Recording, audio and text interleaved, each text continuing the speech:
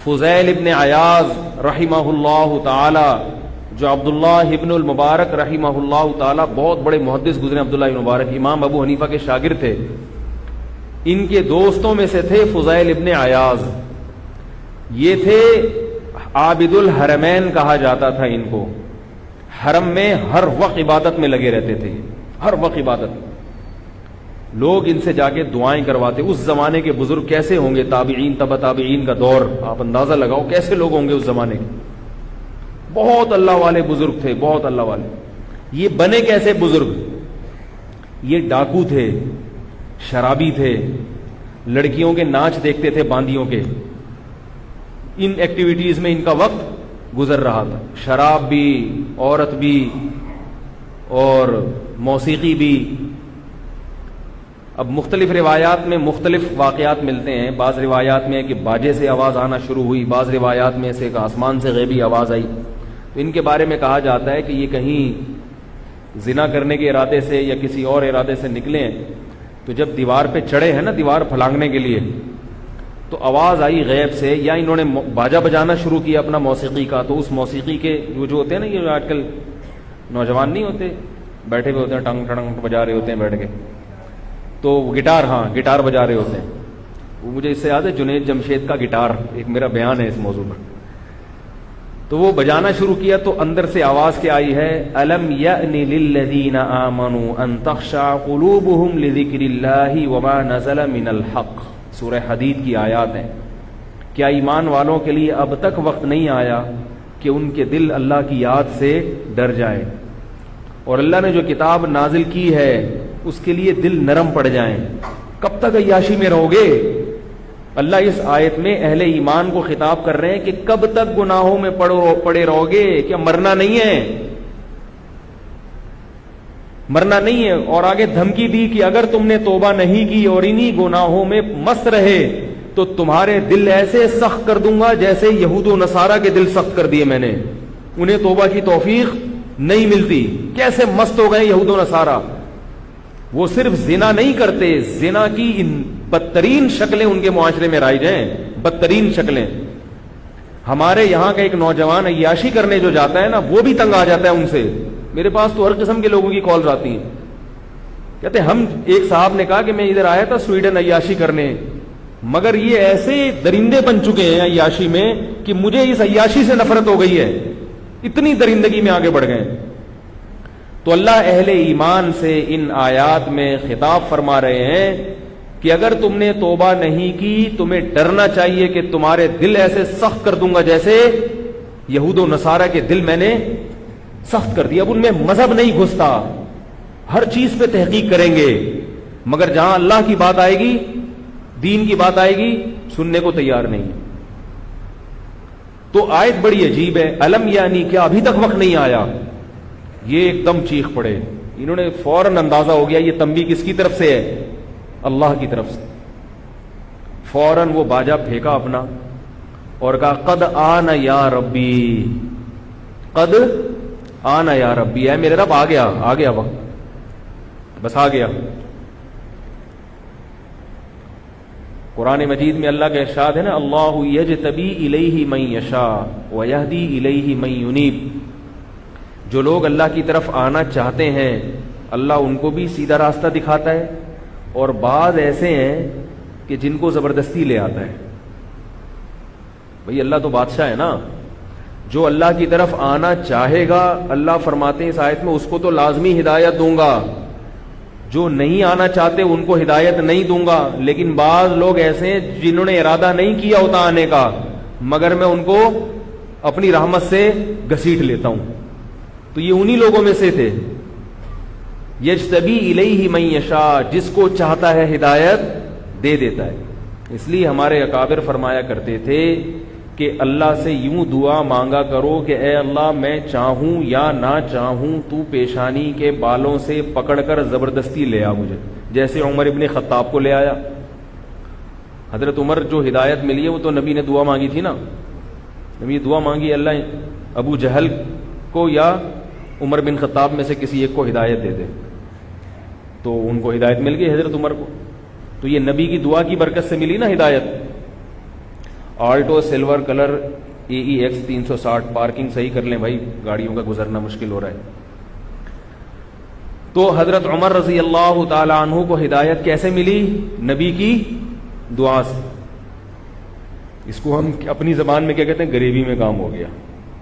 پیسے نہیں دیے مگر کھانے کی پلیٹ, پھر غریبی تو اسی کو کہتے ہیں نا, پیسے تو پوری پلیٹ کے دیے ہوتے ہیں. غریبی بعض دفعہ ایک بھی ہوتی ہے, ڈبل غریبی بھی ہو جاتی ہے. تو وہ ہوٹل والے کی مرضی پر ہے کہ آپ کو سنگل غریبی دیتا ہے, ڈبل غریبی. تو اللہ تعالیٰ بھی بعض دفعہ ہدایت دے دیتے ہیں غریبی میں. اصول اور ضابطہ نہیں ہوتا, مگر اللہ یہ بتانے کے لیے کہ اس کائنات میں میری چلے گی, تمہاری نہیں چلے گی. تو فضیل ابن عیاض رحمہ اللہ تعالی باجا لے کے کھڑے ہوئے ہیں, زنا کے ارادے سے نکلے ہیں, شراب پیتے ہیں. غیب سے آواز آئی, کیا ابھی تک وقت نہیں آیا ایمان والوں کے لیے؟ ابھی تک ساری زندگی اسی میں گزارو گے؟ حالانکہ وہ جوانی کی ابتدا میں تھے, بڑھاپا نہیں تھا ابھی ان کا, ابتدائے جوانی تھی. لیکن غیرت مند تھے نا, جیسے ہی آواز آئی ہے وہ باجا اپنا پھینک دیا. آج ہوتا نا کوئی, اس کو 100 دفعہ بھی آوازیں آتی رہیں, وہ کچھ بھی کر لے گا مگر گناہ سے توبہ نہیں کرے گا, توبہ نہیں کرے گا. یہ ہمارے دل ہیں جو سخت ہو گئے ہیں. تو انہوں نے فوراً اپنا باجا پھینکا, فرمایا قد آنا یا ربی, اے میرے رب وہ وقت آ گیا ہے. دیکھو ایمان بڑی نعمت ہے, ایمان کہیں نہ کہیں کام آ جاتا ہے. قرآن پر یقین تو تھا نا کہ اللہ کا کلام ہے, اور بچپن میں پڑھا ہوا بھی تھا. ورنہ آج نوجوانوں کا حال یہ ہو گیا ہے, قرآن کی آیت سنتے ہیں ان کو یہی نہیں پتا چلتا یہ قرآن کی آیت ہے یا کوئی تعویذ ہے یا کیا ہے. اتنا دین سے دور ہو رہے ہیں. تو کچھ پڑھ لیا کرو, کسی نہ کسی دن کام انشاءاللہ آ جائے گا. تو آواز آئی تو انہوں نے کہا اے اللہ آ گیا ہے وقت بس. تو یہ وہ تھے جو فوراً ہیٹر سے نکل کے مائنس کے ٹیمپریچر میں آ گئے اور کود پڑے, بس دیکھی جائے گی. تو یہ کود پڑے, بالکل زندگی انہوں نے یوٹن لے لیا, بالکل سب چھوڑ چھاڑ دیا. اور جو لوگ تگڑی توبہ کرتے ہیں نا, تگڑی, ایک تو لنگڑی لولی توبہ ہوتی ہے جیسے ہماری توبہ ہے, استغفر اللہ استغفر اللہ. پہلے ادھر بد نظری کی, کوئی خاتون جا رہی ہے, اس کو دیکھا استغفر اللہ استغفر اللہ, پھر دوبارہ دیکھی, دوبارہ دیکھا توبہ توبہ توبہ یار اب نہیں دیکھوں گا, پھر دوبارہ دیکھی توبہ توبہ, بس یہ چل رہا ہے توبہ.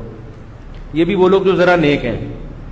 ورنہ عام پبلک کی حالت یار ابھی دیکھ لو, جب نظر کمزور ہو جائے گی, دیکھنے کی صلاحیت ختم ہو جائے گی, بڈھے ہو جائیں گے, جب بادام کھانے کے لیے دانت ہی نہیں رہیں گے تو بادام سے توبہ کر لیں گے, ہے بھائی. جب بادام کھانے کے لیے, منہ میں چبانے کے لیے منہ میں دانت رہے گا ہی نہیں, اس وقت توبہ کر لیں گے. عام پبلک کا تو یہ حساب کتاب ہے. جو بہت نیک ہیں وہ توبہ توبہ. وہ میں بتاتا ہوں نا ایک واقعہ. کچھ لوگ حج کر کے آئے, پہلے بڑے بدماش تھے, تو جب حج کر کے آئے تو ان کو خیال ہوا کہ یار اب تھوڑے دن تک تو کم از کم تمیز سے رہنا چاہیے نا. تو واپسی پہ بس میں آ رہے تھے, ایئرپورٹ پہ اترے ہوں گے, بس میں آ رہے تھے. تو ان کے جو امیر تھا انہوں نے کہا بھائی دیکھو, جیسے ہی کسی کو کوئی عورت نظر آئے, لڑکی نظر آئے, تو استغفار پڑھنا. کیا پڑھنا؟ استغفار. جس کو بھی نظر آئے وہ استغفار پڑھ لے بس. تو ایک طرف سے آواز آئی استغفر اللہ, تو باقی سب نے کہا کہاں ہے کہاں ہے کہاں ہے. ایک آواز آئی نا استغفر اللہ, باقی انہوں نے سب کہاں ہے بھائی کہاں. تو یہ حاجیوں کا حال ہوتا ہے. تو فضیل ابن عیاض نے کیا کیا, وہ باجا پھینکا. سب پہلے زمانے جب توبہ کرتے تھے نا, باجا پھینک دیتے تھے. اب کیا ہوتا ہے, اب بہت سے لوگ گانے باجے کو ہی دین سمجھ رہے ہیں, گٹار ہاتھ میں لے لیتے ہیں اور بجاتے رہتے ہیں سارا دن, کہہ رہے ہیں ہم تو قوالیاں پڑھ رہے ہیں نبی کی شان میں. تو وہ یہ جو گٹار ہے اور یہ باجے ہیں, یہ آپ کو اللہ کی عبادت سے روک دیں گے. سمجھ رہے ہو, گانے بجانے والا آدمی کا عبادت میں دل نہیں لگتا, چاہے وہ قوالیاں سنے. موسیقی سننے والے آدمی کا دل نہ تلاوت میں لگتا ہے اور نہ عبادت میں. یہ جتنے قوال ہیں, چاہے وہ نبی کی شان میں قوالیاں پڑھیں, ان کو کبھی تلاوت کرتے ہوئے دیکھا آپ نے؟ کبھی قاری کی قراءت سنتے ہوئے دیکھا آپ نے؟ ان کو تلاوت سننے میں مزہ نہیں آتا, ان کو تلاوت کرنے میں مزہ نہیں آتا, ان کو ذکر کرنے میں مزہ نہیں آتا. یہ موسیقی کے دھتی ہوتے ہیں, ان کو موسیقی چاہیے. تو وہ موسیقی کبھی نعت کی شکل میں ان کو مل جاتی ہے, کبھی قوالی کی جو نعتیں جو موسیقی والی آ رہی ہیں. تو یو ٹرن لیا انہوں نے, توبہ کر لی فضیل ابن عیاض نے.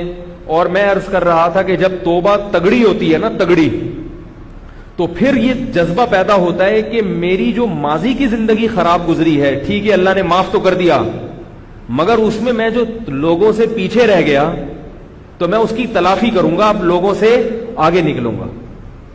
مثال کے طور پر دیکھو، ایک آدمی کو دولت کمانے کا موقع ملا، اس کے ساتھ کے دوست بھی تھے، اب اس نے 5-6 سال تک نہیں کمائی، بیٹھا رہا سست بن کے، اس کے دوستوں نے 5-6 سال میں کما کے کروڑ پتی بن گئے، اب یہ کشکول لے کے ان کے گھر پہ جاتا ہے، اب اس کو خیال پیدا ہوگا نا، یار مجھے بھی موقع ملا تھا، جو چانس ان کو ملا، میں نے محنت نہیں کی انہوں نے کر لی، اب میں بھی کماؤں گا۔ لیکن اب جب یہ کمائے گا، غربت تو دور ہو جائے گی، مگر ان سے آگے نکل سکتا ہے جو اس سے پہلے کمانے والے ہیں؟ نہیں یاری میرے خیال میں بھائی، یہ آج کمانا شروع کرے گا، وہ پہلے سے کما رہے ہیں، ٹھیک ہے غربت ختم ہو جائے گی، مگر اب ان سے تو ہمیشہ کے لیے پیچھے رہ گیا۔ تو اگر یہ مخلص ہوگا نا دولت کمانے میں، اب یہ کہے گا میں ان سے ڈبل محنت کروں گا کہ 5 سال جو میں نے سستی میں گزارے اس کی بھی تلافی ہوگی، اور اگر واقعی پیسہ کمانے میں یہ سچا ہوگا، مخلص ہوگا، تو اسی طرح یاد رکھو کہ جو جنت کا عاشق ہوتا ہے، جو اللہ کی رضا کا عاشق ہوتا ہے، اگر وہ دیر سے توبہ کرے، اس کو پتا ہے کہ توبہ تو قبول ہوتی ہے اللہ کی طرف سے، گناہ تو معاف ہو گیا، لیکن آپ پیچھے تو رہ گئے نا۔ جو آدمی ابتدائی جوانی سے اللہ کی عبادت میں لگا ہوا ہے، نیک اعمال میں لگا ہوا ہے، اور جو 40 سال کی عمر میں آ رہا ہے، دونوں میں فرق ہوگا کہ نہیں ہوگا؟ جو 50 سال میں آ رہا ہے، جو 60 سال میں آ رہا ہے، توبہ تو 99 سال میں بھی قبول ہے، مگر جو 99 سال میں آ رہا ہے وہ اس شخص کے برابر نہیں ہو سکتا جس نے 99 سال اللہ کی عبادت کی ہو اور گناہوں سے بچا ہو۔ تو یہ حسرت تو ہوگی نا۔ تو فضیل ابن عیاض نے جو توبہ کی وہ کیسی تھی؟ یو ٹرن لے لیا، اور یو ٹرن بھی لیا، اور یہ بھی کہ بھائی ماضی میں جو کوتاہیاں ہوئی ہیں نا ان کی بھی تلافی کروں گا۔ تو اب تلافی کیسے ہوگی؟ بیت اللہ میں جا کے اللہ کی عبادت شروع کر دی۔ اتنی عبادت کیا کرتے تھے کہ ان کا لقب پڑ گیا، نام سے لوگ نہیں جانتے ان کو، عابد الحرمین۔ کوئی کہتا ہے نا بھائی کہاں، بھائی وہ حرمین میں جو بندہ ہے نا عبادت کرتا ہے وہ۔ آج لوگ حرمین جاتے ہیں، عبادت کے علاوہ سب کچھ کرتے ہیں، ایک آدھ دفعہ طواف کر لیں گے تھوڑا سا یوں گھوم کے۔ میں بھی نالائق ہوں، میں کوئی یہ نہیں کہہ رہا کہ میں اپنی تعریفیں کر رہا ہوں کہ میں نہیں کرتا، ہم سب ایک جیسے ہی ہیں بھائی۔ حرم میں جا کے عبادت نہیں ہوتی، وہاں شاپنگوں میں بس ہر وقت خریداری کرتے رہو، خریداری کریں جائز ہے، حرم میں خریداری کی ممانعت نہیں ہے، لیکن ایک ٹائم رکھے نا اس کا۔ آپ یہاں آئے ہو بھائی عبادت کرنے کے لیے آئے ہو، لیکن عبادت میں دل لگے گا تو کرے گا نا، دل ہی نہیں لگتا۔ ایسے دل ہمارے خشک ہو گئے ہیں کہ وہاں بیت اللہ میں کھڑے ہو کر بھی نماز میں دل نہیں لگتا۔ یہ تو دل کی سختی ہے بھائی، اس کو تو ختم کرنا چاہیے۔ تو اور یہ ختم پتہ کیسے ہوتی؟ جس کام کا دل نہیں چاہ رہا ہو نا اس کو کرنا شروع کر دو تو دل چاہنا شروع ہو جائے گا انشاءاللہ۔ تو یہ والی تو اصل خاندانی توبہ ہے، تگڑی توبہ، یہ ہونی چاہیے۔ لیکن علماء ہر ایک کو اس کا مشورہ نہیں دیتے کہ یہ ہر آدمی افورڈ بولو بھائی نہیں کرتا۔ ایک دم آتے ہیں نا تو پھر 2-4 دن کے بعد جب تانے لگتے ہیں لوگوں کے، منگیتر بھی بھاگ گئی، وہ ایزی لوڈ بھی ختم ہو گیا، نہ وہ فون آ رہے ہیں، نہ وہ اماں سے بھی تانے، ابے کیا بن گیا، آفس میں بھی تانے، تو 4-5 دن چلتا ہے، اس کے بعد پھر پہلے سے بھی زیادہ بدماش بنتا ہے۔ پہلے 500 کا بیلنس ڈالتا تھا، اب 1000 کا بیلنس ڈال رہے ہیں، ٹھیک ہے۔ تو اس لیے علماء، کیونکہ مصلح بھی ہوتے ہیں علماء، اس لیے کہتے ہیں بھائی یکدم نہیں آ سکتے، تھوڑا تھوڑا کر کے آ جاؤ۔ داڑھی رکھی نہیں جا رہی تو چلو پہلے نماز پہ آ جاؤ، 5 ٹائم نماز پڑھ لو، کیا خیال ہے؟ شلوار ٹخنوں سے اوپر نہیں کی جا رہی تو چلو پہلے نماز میں کر لو، پھر تھوڑا محلے میں جا کے شروع کر دو، آفس میں سب سے آخر میں آہستہ آہستہ آہستہ آہستہ، پھر آفس میں بھی شروع کر دینا، کیا خیال ہے؟ تو آہستہ آہستہ آ جاؤ۔ جیسے وہ بتائیں نا کہ گاڑی سے باہر نکلتے پہلے ایک ٹانگ نکالو، ٹھیک ہے، پھر منہ نکال کے باہر جھانکو، ایسے آہستہ آہستہ آ جاؤ۔ تو آج تو جاؤ نا، تو اس پہ بھی اللہ کی رحمت ہے، کیونکہ حدیث میں آتا ہے جو اللہ کی طرف ایک بالش آتا ہے اللہ اس کی طرف ایک ہاتھ آتے ہیں، جو اللہ کی طرف ایک ہاتھ آتا ہے اللہ اس کی طرف 2 ہاتھ چل کے آتے ہیں، جو اللہ کی طرف چل کر آتا ہے اللہ اس کی طرف دوڑ کے آتے ہیں۔ تو ایک دفعہ رخ چینج کر لو گے تو کچھ کام آپ کرو گے اور باقی کام کون کرے گا؟ اللہ کرے گا، لیکن پہل آپ کو کرنی پڑے گی۔ حدیث میں یہ نہیں آتا کہ اللہ دوڑ کے آتا ہے تو بندہ چل کے آتا ہے، نہ، حدیث میں آتا ہے بندہ چل کے آئے گا اللہ کی طرف تو اللہ اس کی طرف دوڑ کے۔ پہل کس کو کرنی ہے؟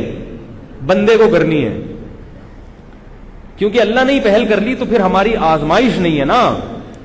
کچھ ہم کریں گے اور زیادہ پھر کون کرے گا؟ یہ نہیں کہ کچھ ہم کریں گے تو کچھ اللہ کرے گا، نہیں، اللہ کہہ رہے ہیں کچھ تم کرو، بہت زیادہ میں کر لوں گا. تو کتنی بڑی اللہ کی رحمت ہے میرے بھائی. تو توبہ کیے بغیر، گناہوں سے بچے بغیر غفور الرحیم اور اللہ کی رحمت اور جنت، یہ باتیں سوچنا حماقت ہے. کیونکہ اللہ نے پیغمبروں کو بھیجا ہے تاکہ لوگ گناہوں سے توبہ کریں.